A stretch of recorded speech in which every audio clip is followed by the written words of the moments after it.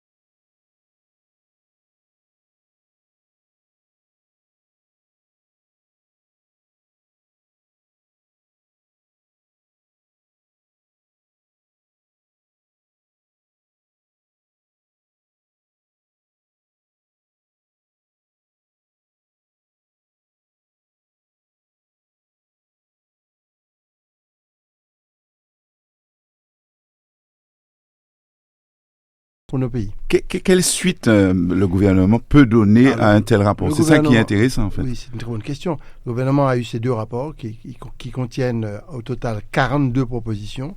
Et ces propositions-là, la ministre Ségolène Royal a annoncé la mise en place d'un comité de suivi. Elle m'a demandé d'assurer la présidence du comité de suivi, je lui ai dit, pendant un an, au nom de l'ensemble de l'outre-mer, de telle sorte qu'on puisse traduire en loi, en règlement, en dispositif opérationnel, la mise en œuvre. Pour prendre un exemple extrêmement précis, améliorer le désossement des VHU dans les centres agréés pour éviter de réexporter les tôles, les plastiques, tout ça, en France métropolitaine, en France hexagonale, pour être plus précis. C'est absurde, alors qu'on peut contractualiser avec les pays qui sont à côté pour monter des usines. Un exemple très précis, la Guadeloupe a monté une usine de pneus, une usine de déchiquetage de pneus pour les sous-couches de voirie.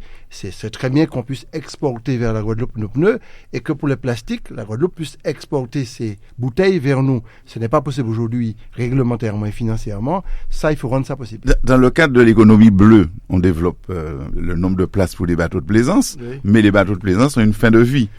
Et il faut donc les recycler. Et si j'ai bien compris dans le rapport, il y a une unité sur la France qui traite 1000 tonnes par an. Exactement. Donc ça veut dire qu'il faudrait faire quelque chose. Là. Oui, absolument. Et c'est une filière qui peut être intéressante si on fait le croisement entre le traitement des bateaux, sa valorisation, et le traitement des véhicules. Parce que même certains matériaux que vous trouvez dans le bateau, vous trouvez dans le véhicule. Notamment le plastique est transversal. Et ça peut permettre aussi d'avoir une vraie niche d'activité économique. C'est un peu ce que nous mettez en œuvre la région Martinique, puisqu'on a beaucoup soutenu quand j'étais à la région ça, pour créer de vraies filières de développement économique. Il faut comprendre, pour résumer, au pas ni l'or, au pas ni diamant, au pas ni pétrole, mais pétrole là, c'est pas bon, et ça unit intelligence et de faire de telle sorte que la Martinique puisse continuer à produire.